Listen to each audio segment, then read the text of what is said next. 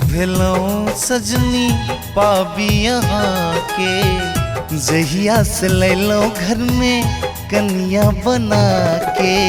उजरल जिंदगी सजेलौं ये सजनी भगवंत आह भेलौं। सजना सजना बाजे हमर हाथक चूड़ी, एको घड़ी मोन सही सकतै नहीं दूरी।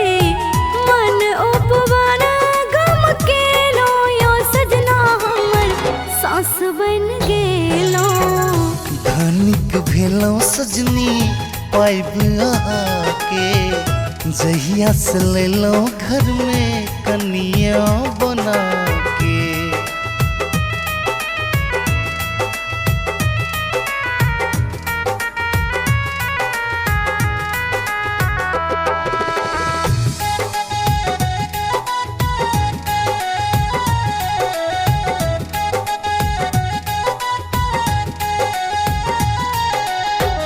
रहियो नजर के सोझा से दिखन बैसल, हमरो परान सजनिया ही में पैसल।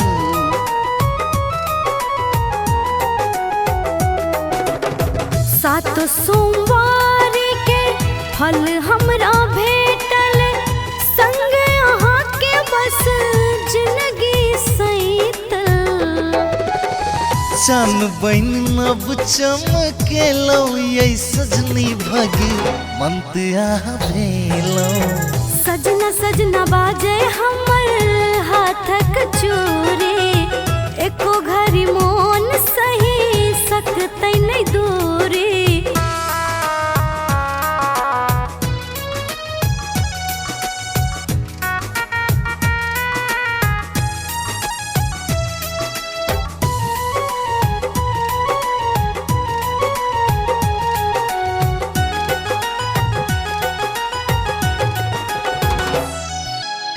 हमर सब देवता पितर छी अहिया, आही में चारो धाम जब नहीं कहिया।